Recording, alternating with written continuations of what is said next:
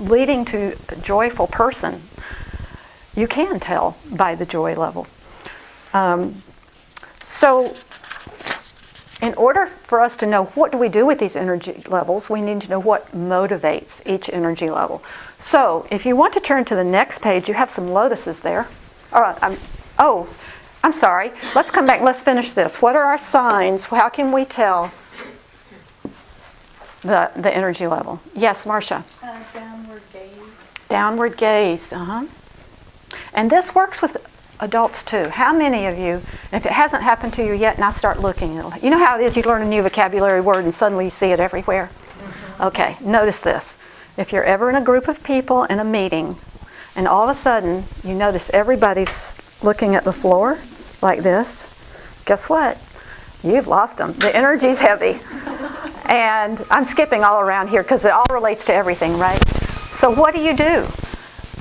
I'm going to give you right now. How do you motivate kids or people from heavy to ego active? And I heard somebody say it.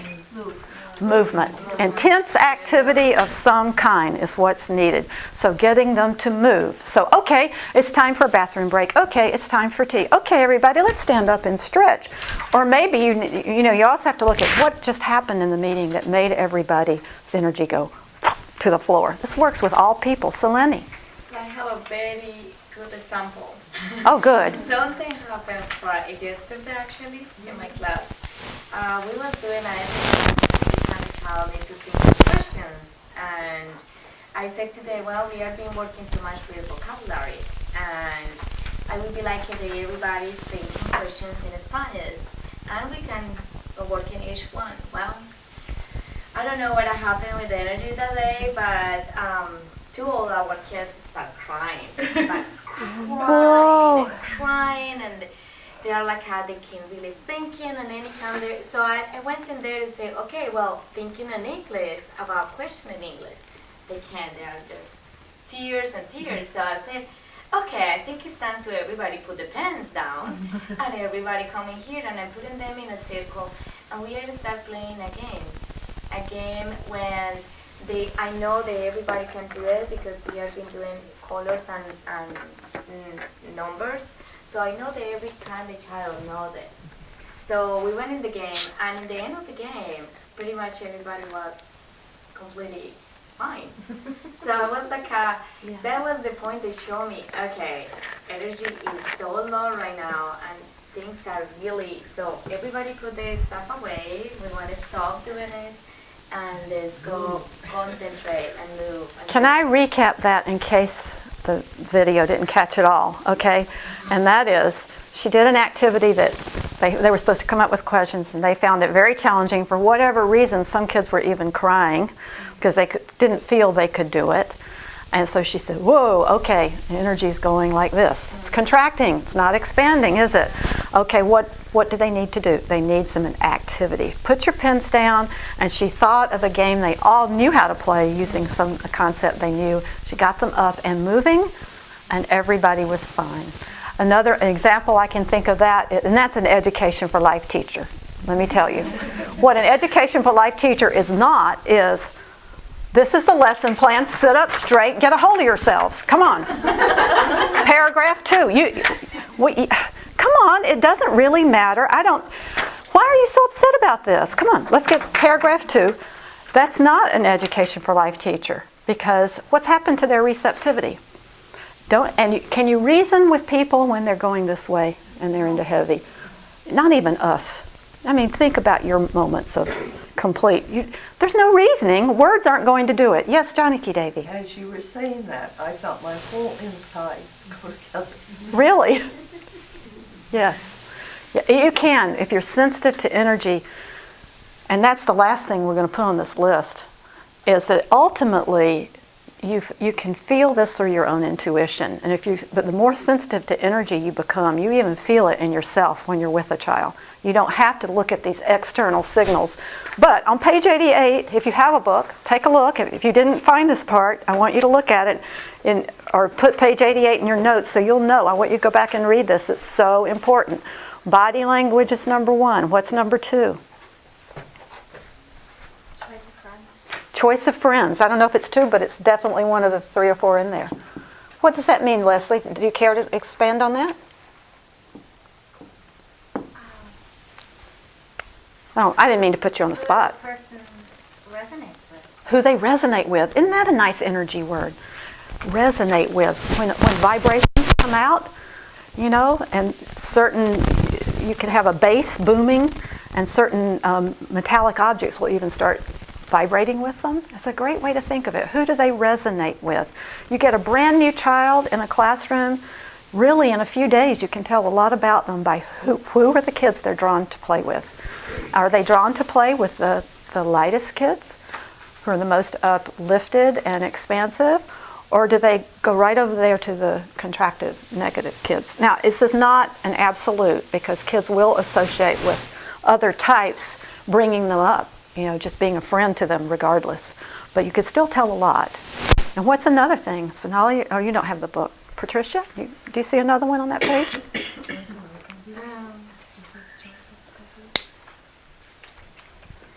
Anybody? Observing their play. Observing their play.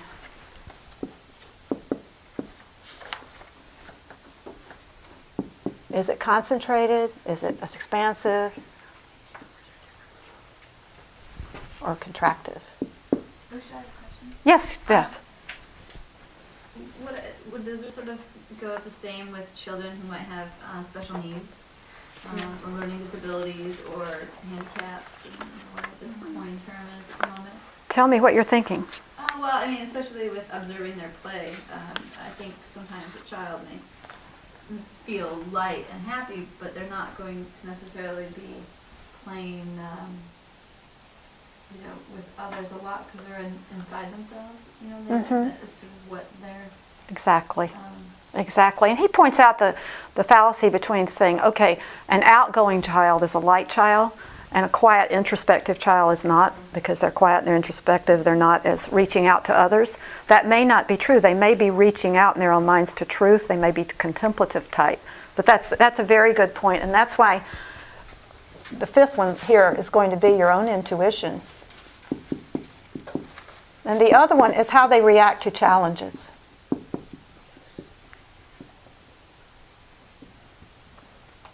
Do they rise to challenges, or do they contract?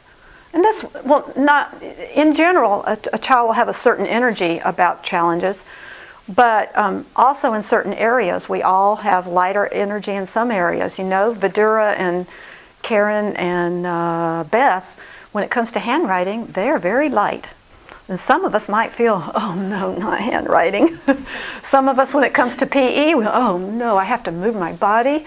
Somebody else, math, I've got to do math. So each person has an overall specific gravity, but it also varies according to what the activity is and also what's happening in your life. So I want to bring up that one in particular because a lot of times we can misread a physical problem for heavy energy, and that kind of relates to what you were saying, Beth, a little bit. But so, for example, I know one day I was driving when I lived in Nevada City, California, and I was driving down the road, and I saw this child who was in my class walking home, and his body language was like this, and this was a child I considered a very light child, like this, and I thought, what's the matter? What happened to him? And then I realized, oh my gosh, it's spring, it's pollen season. He has bad hay fever. He doesn't feel well. And a lot of times what we've noticed in the more years that we're doing our school in Portland, the more that Karen, Sandy, and I and the other teachers have found that the first thing we need to look at any time when a child gets down into heavy energy is, are they hungry and are they hydrated? Because some of these children, especially, you know, here's another term that's bandied about, indigo children, yes. But there's some truth in it. The more sensitive they are, the more they react when their stomachs are empty. And some of them, the 3 meals a day does not work for them. They can't stand it when their stomach's that full, and they can't stand it when it's empty. And if you think you can say to them, just have some willpower and wait, you haven't dealt with one. They can't. 10 minutes till snack. Yeah, they cannot wait. And you're just teaching to the sky and the ceiling if you think that you're just telling them to wait will work. And they don't know they're hungry. That's the worst thing. They don't know.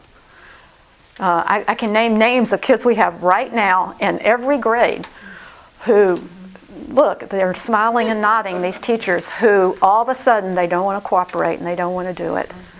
And Karen said the first thing she says if this happens early in the morning, did you eat breakfast? What did you have for breakfast? And she finds out, oh, I had some sugar cereal, or, oh, we were too busy, I wasn't hungry. Go get your lunch and eat something. This one is so, do you need to add anything, Karen and Sandy? Because you're both going like this, like, I can think of stories. Seriously, do you?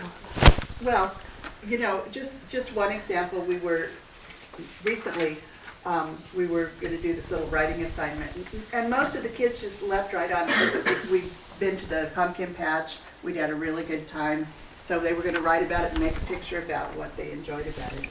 And, everybody but one just went right over there and got on it, and the other one sitting there with a clipboard going, ugh. And so you just go over and talk, and, I was trying to kind of jolly her into it for a few minutes, and then I went, duh, and said, did you eat breakfast this morning? No, we were busy, Dad didn't have time to, fix me anything, blah, blah, blah. And so I said, go get your lunchbox. And she said, I'm not hungry. I don't want anything. Go get your lunchbox. I'll come with you. So we went and got her lunchbox, opened it up, eat this, and, 5 minutes later, Miss Perky again. And then it's like, okay, now, start your writing. Okay. I can't tell you how much time I've wasted as a teacher not figuring that out. Sandy, did you? It reminds me of the year I had 4 junior high boys, and we went to Washington, D.C. Bob went with us. It was a fun trip. And, me, I've got all this pizza, and if I'm on a trip, I can go all day without eating. I could just forget about it. And most of the kids were that way, too, but we had one boy, very Vata, and he was our barometer. And so if we were going along, and as soon as he started fading, that was my cue. It's time to have lunch, time to have a snack, time to sit down and get water or do something like that. And so, you find those sensitive ones in your class, and they can really help you, especially if you're a person who can forget about those kinds of things. I think that's the kapha part of your nature, though, that can keep going without eating. Yeah. Yes, and the kids, I see it with water, too. Sometimes I've walked in right after recess, especially on a hot day, and the teacher's reading to the kids, and nobody's listening. They're quiet, but they're like, have they had water? We don't have water fountains at our school, so one of the essential things in their school supplies is a water bottle. And every morning, first thing they do, they get there and they fill it with filtered water and give them a lot of opportunities to drink. So, we're holistic beings, obviously, and everything affects everything else. And so I'm telling you this, it's not rocket science, is it? And yet, how many times we forget, because we have an agenda. Here's what we're going to do today. And I put all this time into bringing all these plans, and they don't want to do it. What are you going to do? Well, you're going to get your lunchbox, go with you, because why waste your time if there's no receptivity? Or you're going to say, put down your pens, let's play a game. So much of being an Education for Life teacher is working with the energy to bring the energy in a place where there's receptivity to what you have to teach. And that's why we don't have to go over and over and over and over again every year the same concepts. Like I think I mentioned to this the first class of, you look at some of the textbooks that the kids have to endure, and it's the same thing every year, the same old stuff. And it's like, well, do kids really have to have it repeated that many times? Well, not if you're working with the energy and they're receptive the first time, but a lot of them don't hear it the first, second, or sometimes any times. So next thing is, okay, the last thing is the teacher's intuition. As time goes on and you work with these concepts more and then you observe more in yourself and in others, not just children, but in others, you'll become more attuned to it, and you'll be able to feel the kids' energy, and you'll start to notice more. It's hard when you're teaching and you're responsible for leading the whole group forward and teaching them this material, and so-and-so's hungry and let's go get their lunch, and so went to the bathroom and never came back, and there's so much happening and it's so challenging. So don't be too hard on yourselves about the mistakes you make, but you do get to integrate it, and it does become just part of the way you are. And certainly what helps is your spiritual practices. The more time that you spend meditating, the more time you spend in uplifted energy and stillness, you start to feel your own energy. And you start to feel things more. You become more sensitive. Sometimes you wonder, why am I so sensitive? I can't. But that sensitivity makes you so much better of a teacher. And then once you know what the energy level is like, what do you do to motivate them? Children who are light are motivated to help others. You can write this on those blank mandalas if you want to. They're motivated to seek truth.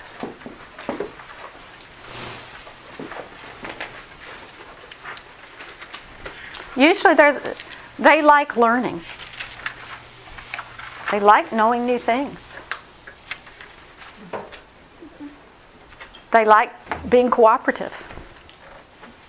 It makes them joyful and happy. And in the center you have the heavy energy. These are heavy, ego active, and light. We used to do this like this. This was heavy. This was light, and this was ego active. But to me, I never quite liked that, and finally I was able to articulate, because you still, up here, you're still contained in something. And it's not like that. It's more expansion on into the universe, expansion into all realities. And this implies it's going to just keep on going, into cosmic consciousness. So out here is the light energy, and here is the heavy. And those people are motivated to avoid pain. So in other words, they're not motivated by much. Okay, if I'm going to get my driver's license taken away, if I don't make all A, B's, and C's, teenagers are like this, aren't they? In the next chapters on stages of maturity, you'll find out that so much energy in a child in puberty physically goes into the lower chakras that a very light child can suddenly become heavy, because so much of their energy is not free to be up here anymore. And so at that, sometimes you have to use dire things with a teenager. If you fail another class, you will not have your driver's license. That gets most kids motivated.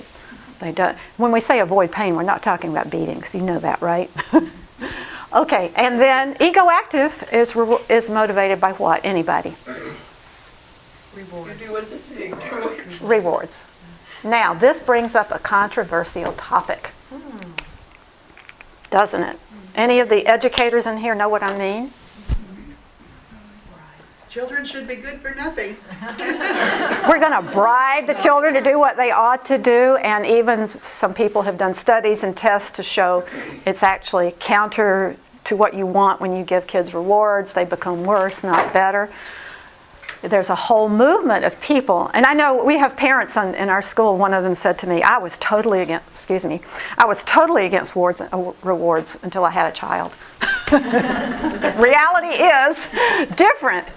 But what it is you have to be discriminating. If you use rewards for light children, yes, you can bring them down. I always remember this kid I had, and I'm going to say his name because it's ago. He had such a great name, Joe Frost. Love that Frost. And he was such a learner. He loved school. He was so self-motivated. He always went beyond what was required. He was just a great student. He left my class in something like 8th or 9th grade and went to a public school. And the public school had had a lot of discipline problems. And so they had gone, because they had all this discipline problems, and he'd swung out to this liberal, kids will be good if we appeal to their best natures. And, the light kids will. But the kids who are motivated by rewards are not going to. And they had discipline problems to the point they'd gotten this real disciplinarian in there who implemented completely behavior modification. Everything you did got points. Every little thing you did got positive points. And he, by the second week, he had more points than anybody in his grade. And he totally lost his motivation. he totally lost his motivation. So you really have to be discriminating about this. And that's a whole topic to discuss. All of these things, I don't want you to get scared. You have all year, you're going to be working on these. We're going to be revisiting this topic and talking about how it works. Is anybody hot besides me? I guess you're not. You all have coats on. I'm just pumping the energy out here. Okay. So I'm wondering right now if Sandy would mind coming up and telling a little bit about how she uses class points to help the ego active kids in her class. Yeah, one of the things that we do is I introduce at the beginning of the year class points. And class points are essentially whenever the class as a whole is doing something, I don't know, they're just like all together. I tell them it's those moments that I stand back and I go, wow, look at everybody's just, they're engaged, or they're helping, or they're on the right track, or if we get a compliment from another teacher or an adult, an unsolicited one, has to be an unsolicited one, and or moments like that where I find, boy, people are just really on track, they're in the groove, then I'll give them a class point, and it takes them, they have to get 100 class points, and then they earn a party, and I give them a whole afternoon from lunchtime on. They can plan it. I turn the pen over to the class, whoever the secretary is for the day or the week or whatever. I step back to the back and I give them 20 minutes. I said, plan your party. And they virtually can do anything. We've done all kinds of things. We've gone places. We've had luau's. We've gone to swim centers. We've gone to, it's just whatever they come up with. And they can make happen themselves. So they love the idea of that. And a lot of times it's really just to get the energy moving in the right direction and to give them confirmation to know when they're on the right track, because sometimes they don't know, and the lighter children will, it either just kind of rolls off them, or they become leaders for the whole thing, or they're into helping the class as a whole get to their goals, so they'll be helpful in that way. And the ego active kids, are really into it. It's like, yeah, we're going to do this so we can get that, and the heavy ones usually get just pulled along by sheer momentum from everyone else. So it gets everybody on the same page and working together toward a goal. And what generally happens is after about, a few days even into the school year, we start forgetting about them. I don't have to give them, and we'll forget about them for weeks at a time, and all of a sudden, and nobody seems to notice because they're all kind of gotten in the habit. They understand, and then they feel what it's like to be in that cooperative mode, into that energetic mode where they're all doing, and then it becomes its own reward. And, the number will stay up there on the board in everybody's view, but we all forget about it. And so they kind of move to a higher phase of it. And so that's the way we move in that direction. And the points have to be unsolicited too. So they can't ask for them. And occasionally, so for example, if everybody, we're doing a journaling activity, and everybody's just, every pencil's moving, and everyone's quiet, a lot of times I'll just silently, I'll go up and,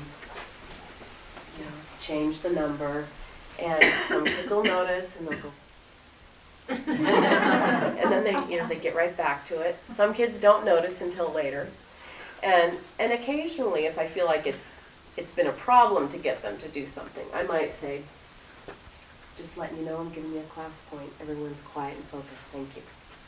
Just a brief acknowledgement if I feel like they wouldn't know what it is. And very rarely, I might even do something like, say we're in a transition, we're at circle time, and we're going to get up and go to our desks and take out a notebook and a pencil. And we've been challenged with that lately. So I might say, okay, I'll give you a class point if we can get up quietly, get into our seats, get your notebooks and your pencils out within the next 30 seconds or so. Okay, let's give it a try. And if they fail, it's like, oh, wow, we were so close. We'll try it again another time. So there's never, and I never take them away. Once they earn them, they're theirs. And so it's not a punitive sort of thing. And occasionally they can say, oh, can we get a class point if we do this?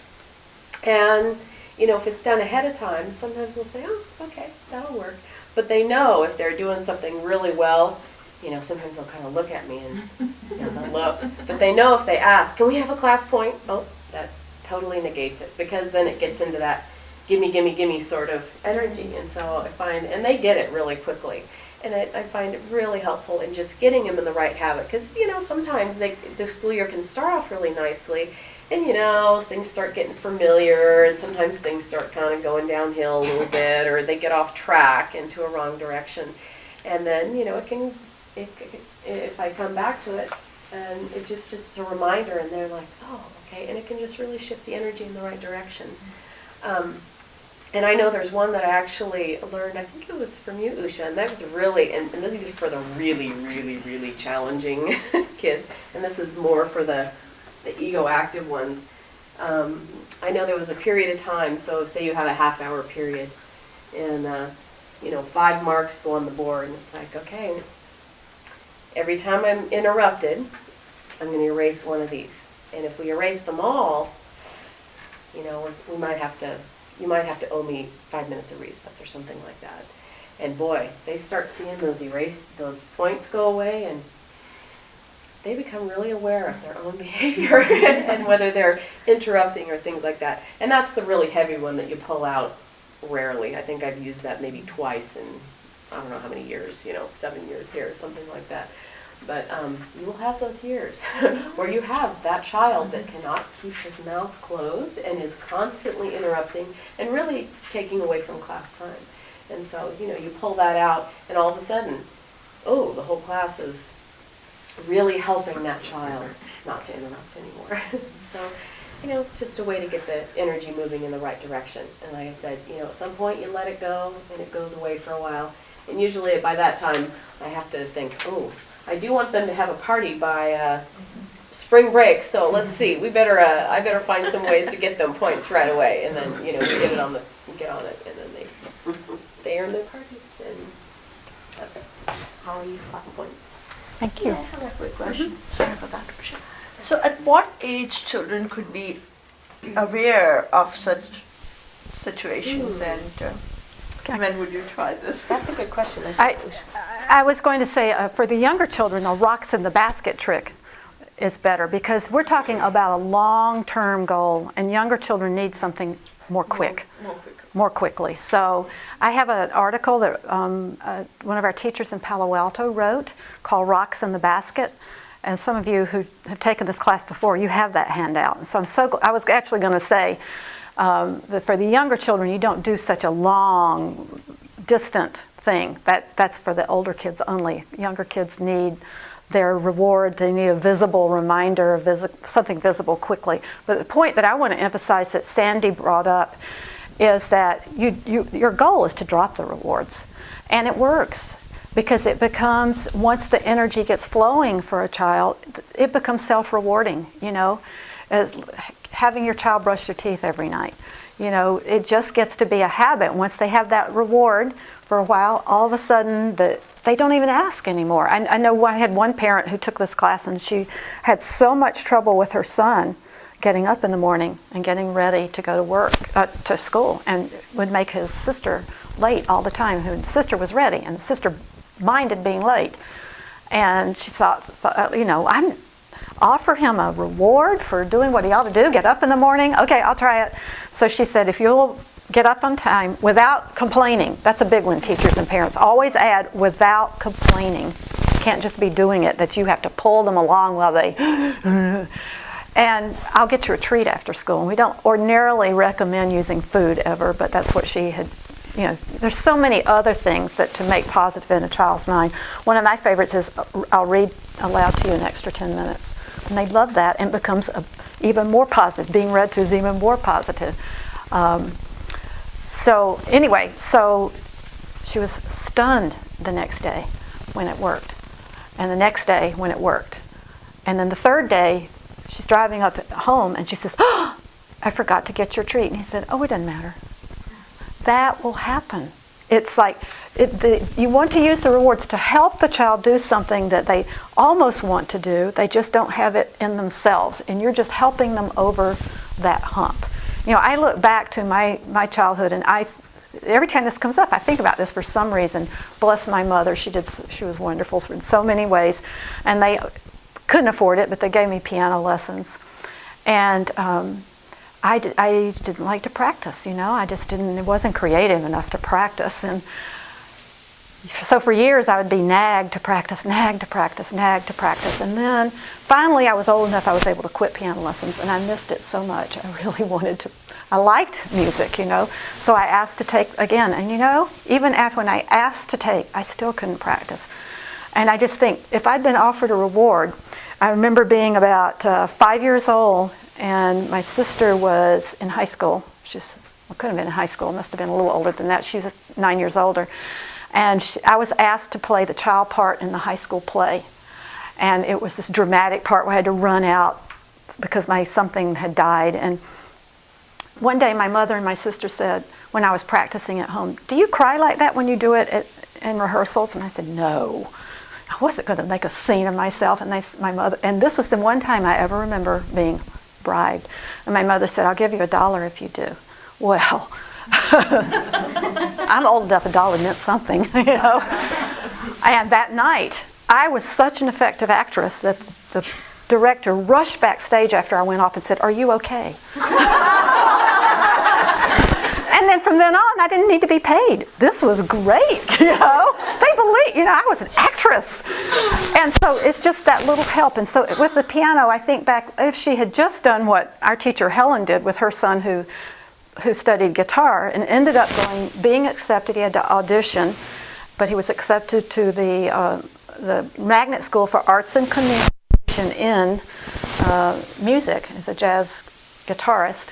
But when he was young, there was a reward for the practice. And I just think if I just had that reward, it would have helped me over that hump. And like him, I would never have been a pianist, but I might have gotten better, you know.